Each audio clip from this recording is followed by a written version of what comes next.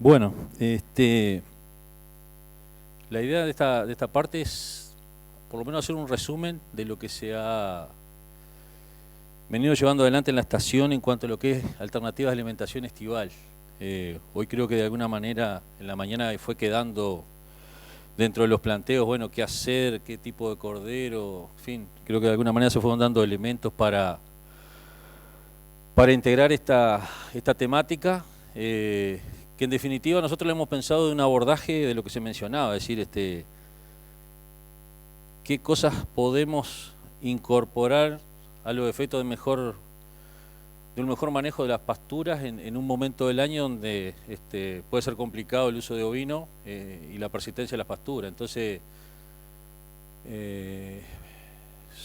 habría que de alguna manera pensar en escenarios alternativos a los efectos de generar forraje de calidad y de muy buena cantidad, ya sea para recría o engorde, ¿no? Y bueno, yo dejo algunas preguntas ahí en el inicio de lo que deberíamos ir interpretando de todo este bloque, que bueno, ese cordero más precoz, que si es viable, si tiene sentido, si en el fondo es posible de hacer porque nos van a pagar mejor o igual hay que hacerlo, en qué contexto se da eso, qué implicancias tiene para el sistema, y eso creo que fue un poco quedó planteado en la mañana, es decir, qué implica tal vez en un sistema el que logremos acelerar los procesos.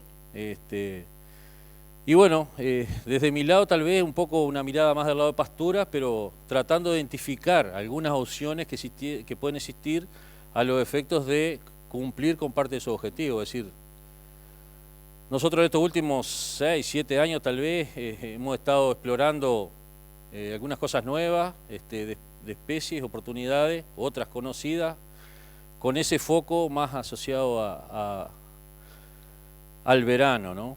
Y ese fue un poco el menú de especies que se han probado. Algunos temas asociados al tema verano, ¿verdad? La sombra, la esquila. Y sin duda están ahí reportados en la publicación varios trabajos que integran eso, pero bueno, esto es como bastante para el rato que tenemos, así que vamos a resumir algunas de las cosas más interesantes del bloque, el resto está en la publicación. Vamos a arrancar un poco con algunos de los trabajos que hicimos en el uso de Chantén. Y la primera pregunta es por qué se nos habrá ocurrido en ese momento empezar a explorar el tema de una hierba de este tipo, de poco uso acá, poco conocida, pero que a priori aparecía con algunas características, por lo menos para el interesante, es decir, adaptada a suelos pobres, con una descripción de una buena producción estival, que resistía temperatura y déficit hídrico, y a su vez algunos reportes en tema de potencialmente, y hoy pensamos cuando hablaba América en cuanto a que es otra de las especies que de alguna manera se reporta con algún efecto adicional en cuanto a operar como efecto antihelmíntico por la composición química del forraje que tiene. Entonces un poco la idea fue, por un lado, evaluarla en la zona en cuanto a su adaptación, productividad, y empezar a verla en el uso con engorde de cordero. No voy a entrar en los detalles de los ensayos, pero básicamente siembras de otoño, cultivar usado Ceres Toni, que es el que está principalmente en el mercado, siembra en base a glifosato, siembra directa, es una especie relativamente sensible a la competencia, entonces hubo que hacer algún control con graminicidas en algún momento. Y bueno, y un engorde en verano, corderos de la unidad de palo a pique, peso de 21 kilos, y un trabajo clásico evaluando un rango de cargas entre 10 y 18 corderos en un pastoreo rotativo, con cambios cada 14 días. También hicimos una evaluación posterior en su utilización en el invierno, pero ahí me quiero detener un poco conceptualmente en esta línea de acción que estamos planteando, que es el hecho, tomemos la estrategia de especializarnos en el verano y por tanto las pasturas deben cumplir en primer término los requisitos y necesidades del verano y por tanto las adicionales que se puedan sacar son extras, pero el manejo debe estar orientado a que esta pastura tenga un aporte sustancial en el verano. La invernada casi 100 días, se partió con casi 2,5 toneladas de materia seca. Mostró, incluso dentro de un contexto de un verano relativamente seco por momentos, tasas de ganancia, de producción de materia seca por día importantes para el verano, más de 40 kilos de materia seca, lo cual sin duda de alguna manera reforzaba ese concepto de tener una buena tolerancia a la sequía y adaptación a altas temperaturas. Y este es un poco el resumen de esos trabajos en cuanto a la evolución de lo que fueron la performance de los corderos, que arrancaron con 21 kilos y medio, y llegaron en función de las cargas a estos pesos finales, con un nivel de ganancias diarias que a priori resultó, en comparación con otras cosas que habíamos probado en el verano, más que interesante. Y siempre decimos lo mismo, pero es como que la condición de la pastura que uno observaba no reflejaba mucho de lo que después la balanza marcaba, ¿no? Permitió una terminación importante de los animales, excepto en la carga más alta, y un nivel de producción por hectárea más que razonable en ese periodo del verano, ¿no? O sea que desde el punto de vista de ser una opción a cubrir ese tema de verano, parecía más que interesante. Los comentarios sobre Yantén y sin duda entramos a veces en el dilema de yo muestro estos datos, son buenos, pero en realidad salimos a ver y nadie se anima a hacer o hay algunos otros problemas de por qué tal vez no se adapta a hacerse o no se aplica, ¿no? Del lado positivo, bueno, demostramos que tiene tolerancia a la sequía, o sea, corroboramos eso en las condiciones de la unidad nuestra, ahí en Palo a Pique, Suelos de Lomada anduvo muy bien. Es demandante de cierto cuidado en el pastoreo, es una especie que persiste relativamente poco, porque un poco la estructura de la planta en cuanto a la presencia de reservas en las raíces son escasas y cualquier exceso en el manejo, en el pastoreo, de alguna manera puede determinar la pérdida de la pastura, y por tanto es uno de los temas realmente en el debe de la persistencia, pero bueno, se puede considerar que es una especie perenne de vida corta, hablando en torno por lo menos a los 2 años de vida, ¿no? Comparado con el similar que podía, en términos generales, lo que tenemos, que podía ser la chicoria de las hierbas, bueno, tiene la característica de que no se encaña tanto, la calidad, excepto cuando el forraje está muy acumulado, muy viejo, es buena. A veces los animales pueden rechazarla cuando se deja mucha acumulación, entonces realmente hay que profundizar y así lo hicimos en algunos trabajos en cuanto al manejo. Y nuevamente el concepto de lo que mencionaba, usarla para verano implica cuidarla en otros momentos del año, porque si no, de alguna manera también condicionamos lo que es la persistencia en el invierno, el rebrote de primavera. Incluso lo que hicimos a posteriori, que fue después en el invierno, también nos permitió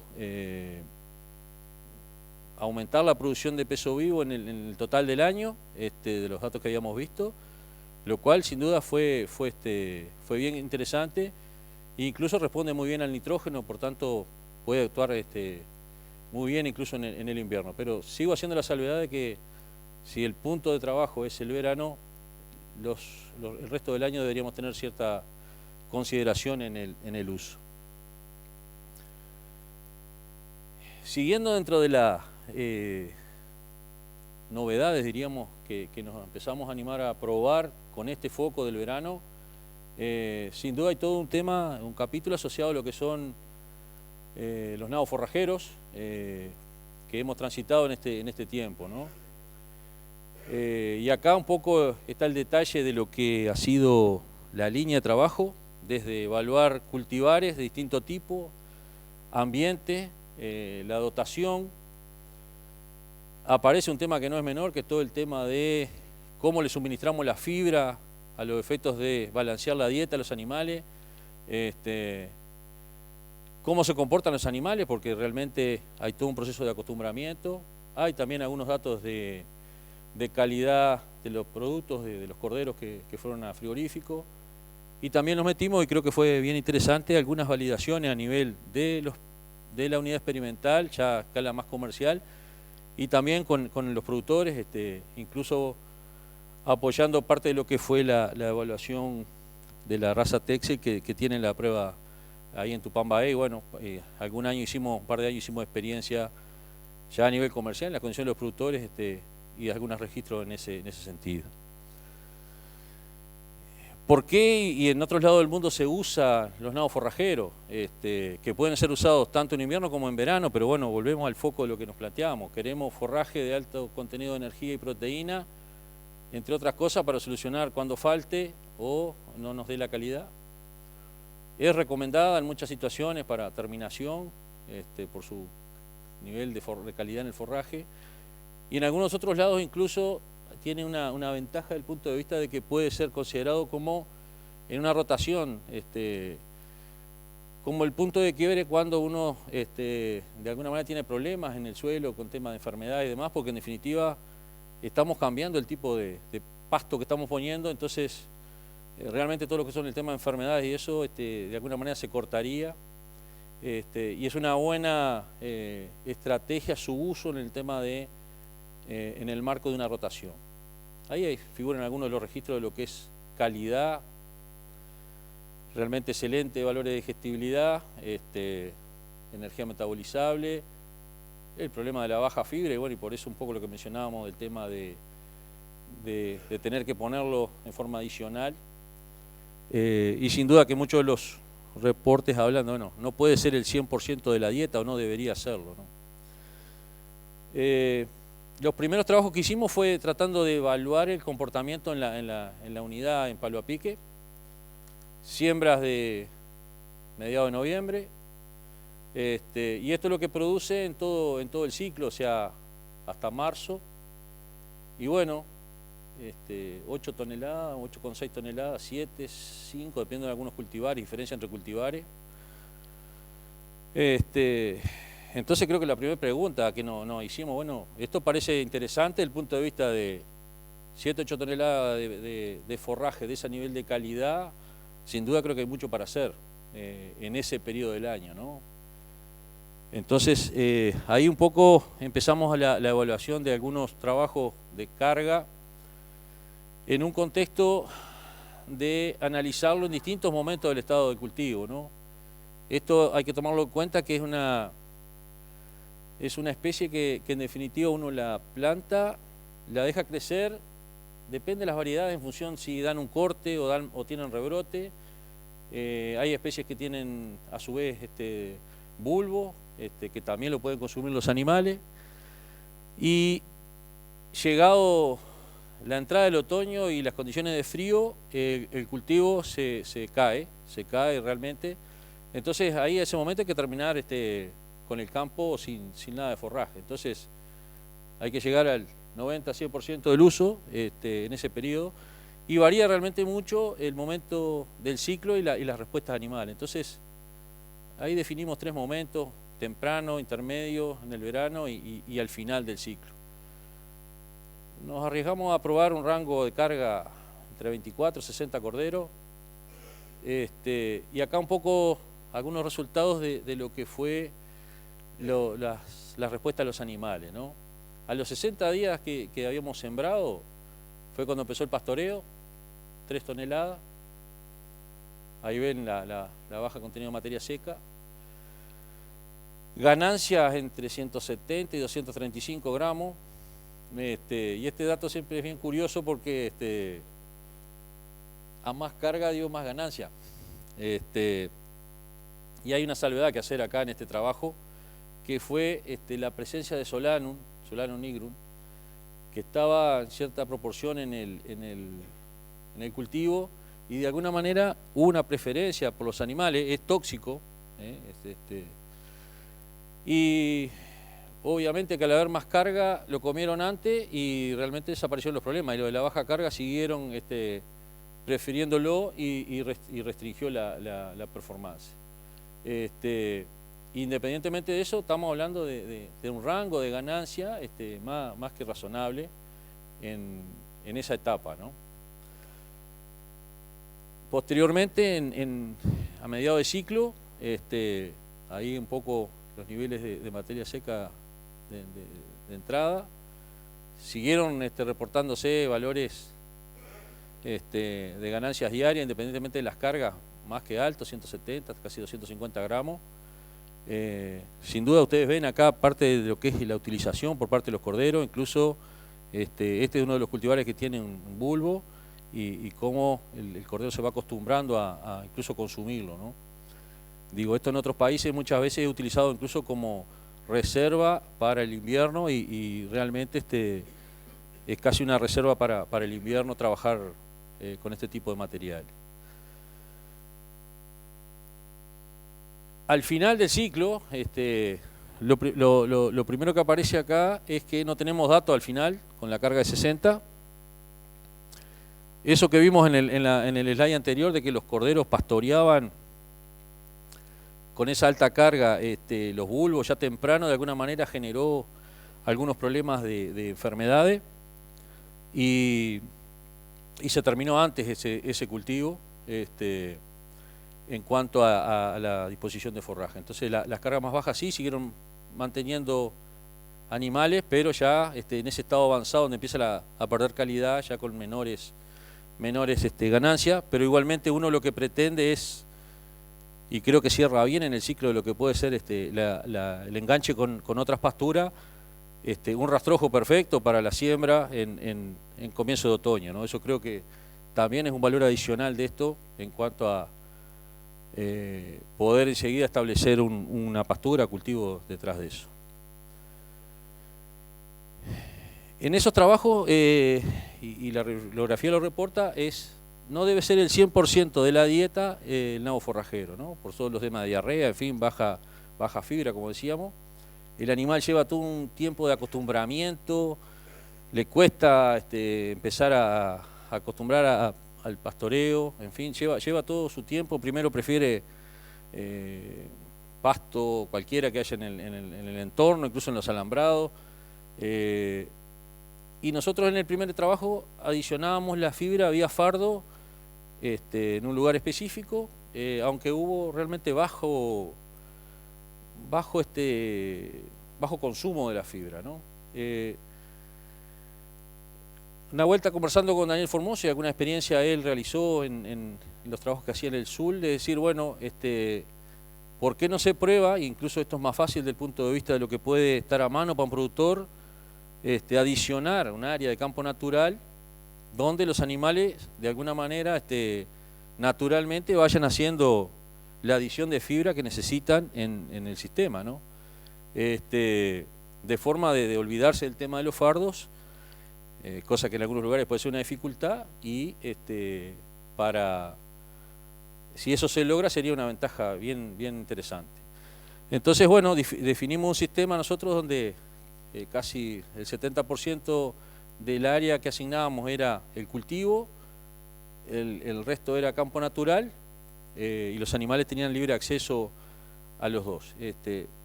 También definimos, como en el trabajo anterior, momentos, ¿no? Y está bueno bien diferenciarlos acá, ¿no?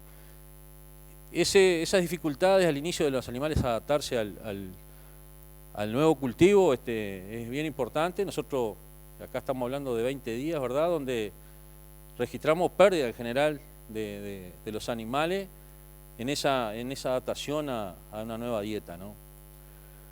El periodo central, entre febrero y principios de marzo, ganancias moderadas. Y ya lo de siempre, el periodo final, ese que ya pica entre mediados de marzo, principios de abril, a veces ya cuando es un forraje realmente de menor calidad, que de alguna manera vuelve a mostrar esas ganancias bajas, pero que son de alguna forma la necesidad de utilizarlo, porque en realidad la idea es no dejar nada. Ese es el resumen. acá incluso fuimos un poco más allá de lo que habíamos ido en el primer ensayo. Saltamos del escalón de los 24 a 36 y lo llevamos hasta 72 corderos por hectárea. No hubo mayores diferencias en las ganancias diarias. Ven los niveles de oferta, más que interesante. Creo que ganancias para esos niveles de carga, sin duda, importante. Lo que, nuevamente, de alguna manera se refuerza después en lo que es la producción final de peso vivo por hectárea. ¿Qué pasó en cuanto al tema de lo que nos queríamos mostrar acá, que es decir, bueno, ¿qué hicieron los corderos en cuanto a el tema de autoadministrarse la fibra, ¿no? Acá, este es el cultivo, tenían el acceso libre al campo y bueno, ¿cómo funcionó esto? Nos encontramos con realmente un problema en cuanto a que se siguieron manifestando esa mayor preferencia por parte de los animales por todo lo otro que no fuera brásica. Y acá están un poco los monitoreos que hicimos en cuanto a la distribución de las actividades de los animales en el campo a lo largo del día.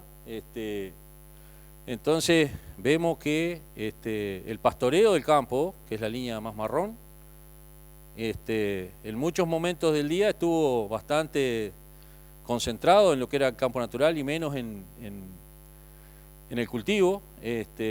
Cuando uno hacía la cuenta total, más del 40% estaban ahí. Por tanto, de alguna manera, creo que la primera lectura de la interpretación de este trabajo es el área asignada fue excesiva, tal vez tanto en área como en volumen de pasto, a los efectos de que de alguna manera deberíamos haber forzado un poco más nosotros a que los animales tuvieran menos capacidad de elegir el campo natural respecto al cultivo, ¿no? Yo creo que eso es un dato interesante en cuanto a tener presente eso, es decir, el animal va a seleccionar otras cosas antes hasta que lleva ese periodo de acostumbramiento. Un ejemplo de lo que fueron las validaciones a campo, este trabajo se hizo ahí en Tupambaé, en el establecimiento de la familia Luca. Ahí probamos un par de materiales, uno de los que tiene bulbo, otro de los sin bulbo. Creo que acá el primer comentario es muy importante y lo vamos a ver al final, todo lo que es la preparación y establecimiento de este cultivo para lograr el éxito, ¿no? Entonces, si hay historia previa de chacra en el lugar donde uno va a trabajar, seguramente va a redundar en un mejor establecimiento del cultivo y una mayor producción. Y bueno, allá por lo de los Lucas tomamos alguna chacra vieja de rincón con gramilla, y bueno, tal vez no fue del todo mejor el establecimiento, pero igualmente aquí tenemos un testigo que es lo que hacían ellos a campo con los corderos, y con cargas en función del forraje que había asignamos determinada carga. Esa es la respuesta de los corderos en 56, en 60 días, llegando a 35, 36 kilos. Y igualmente creo que fue una experiencia interesante de probarla en otro ambiente un poco diferente a los suelos de lomada. En resumen de todo estas pruebas relacionadas a lo que son las brásicas, creo que algunos de los mensajes que nos quedan son, como decía recién, la chacra, ¿no? El tipo de suelo, la fertilidad y el drenaje. Y el drenaje es muy importante, ¿no? En cuanto a que dentro de los suelos que tenemos en el que son pesados y con poco drenaje, si buscamos chacras que sean muy planas, que no tengan buen escurrimiento, es un problema si viene el verano lluvioso. Entonces, suelos un poco más livianos o con mejor drenaje, sin duda deberían ser los buscados para poder instalar estos cultivos. Eso determina un rápido establecimiento, un cierre rápido del cultivo y una oportunidad de empezar a pastorear temprano. La época de siembra es clave en esto, o sea, noviembre hay que tratar de estar sembrándolo. Hay todo un tema de lo que dije de las variedades, eso está entre las con bulbo, las sin bulbo. Creo que en las condiciones nuestras, y pensando solo en lo que es el verano, el uso de especies con bulbo no tendría mayor sentido actualmente. Y hay que ver la fertilización de estos cultivos desde una óptica diferente a lo que hacemos para cualquier pradera, ¿no? Es decir, normalmente estamos pensando siempre que hay que echar nitrógeno y fósforo y nada más, pero acá casi estamos hablando de que son cultivos casi hortícolas, donde el potasio sin duda debe tener otro rol. Entonces, de alguna manera hay que pensar un poco diferente en cuanto a lo que es los nutrientes que el mismo necesita. De las experiencias, de alguna manera, de lo que podemos rescatar de todo esto, lo del tiempo del acostumbramiento de los animales, incluso hay algunos trabajos que hablan hasta de que animales, hijos de animales que hayan pastoreado este tipo de materiales tendrían hasta alguna adaptación más rápida en esto, algunos artículos he visto. Seguramente estamos en una situación compleja que es un cordero de este estado, ponerlo a comer una cuestión bastante compleja.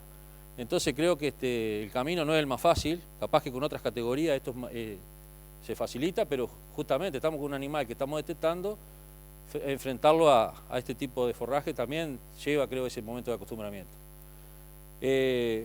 Lo del método de pastoreo, bueno, está muy asociado al tipo de material, si queremos permitir algún rebrote o lo comemos hasta arrasar, eso es variable.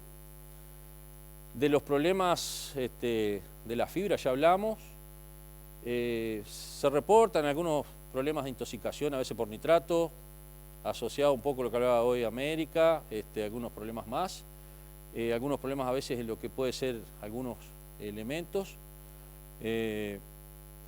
pero creo que en general va por ahí un poco el resumen que hacemos. Creo que si se hacen las cosas bien, se eligen en base a estos criterios la mejor chacra, aún en situaciones de relativamente sequía, es posible en 50, 60 días tener 3, 4 mil kilos de materia seca como para empezar a pastorear de alta calidad.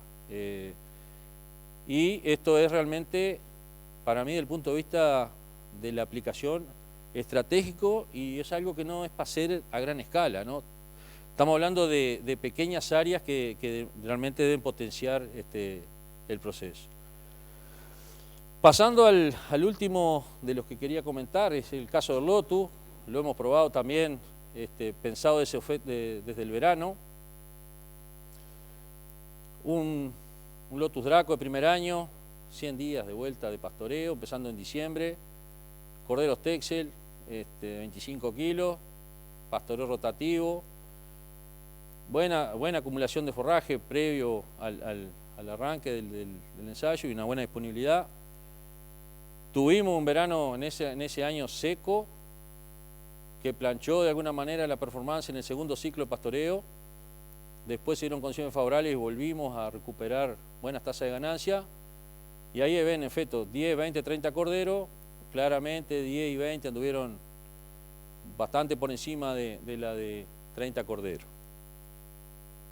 El resumen, bueno, ahí ven, ganancia de 200 gramos, 170 en el primer ciclo. Se nos planchó en el segundo ciclo por la sequía, volvimos a retomar algo en el verano, pero en promedio 150, 130 gramos en las cargas de 10 y 20 fueron las más razonables. Creo que esta había que pensar en descartarlo.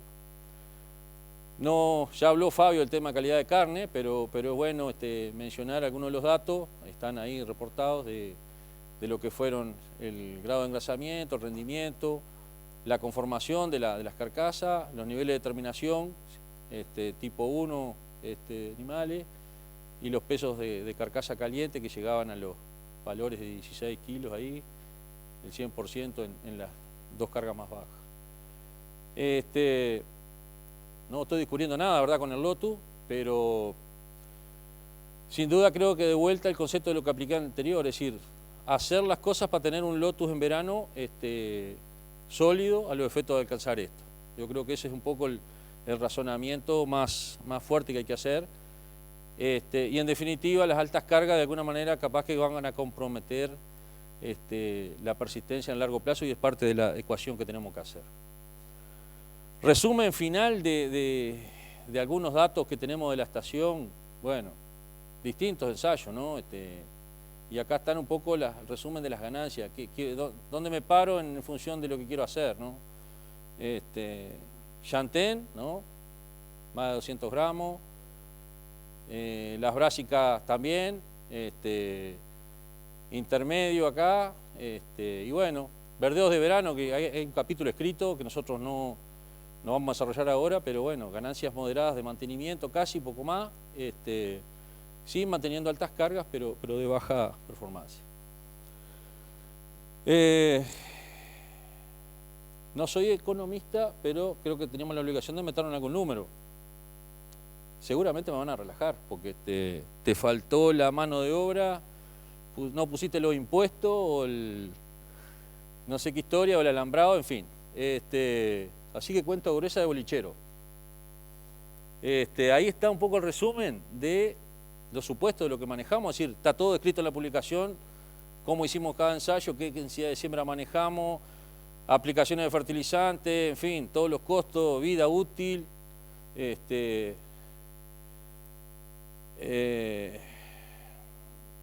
las razas y pesos de entrada de los bichos, en fin, un resumen general de lo que hicimos.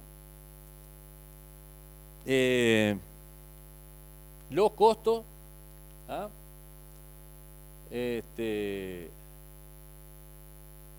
Costos totales de la pastura, esto es el total de los 3 años del Lotus, los 2 de Chantén, que le dimos una vida de 2 años, y los costos anuales para los nabos y el Sudán, los costos con los animales, un costo prorrateado por año en función de la edad, una mano de obra virtual pusimos ahí, y los ingresos, bueno, por lana, y hoy hablaban de, bueno, que la lana del periodo no es toda la lana del animal, tomamos un tercio porque en realidad estábamos entre los 100 días, sigo diciendo cuenta gruesa, los kilos producidos y la valorización del cordero que comprábamos o metíamos en la invernada, y bueno, algunos números, ¿no?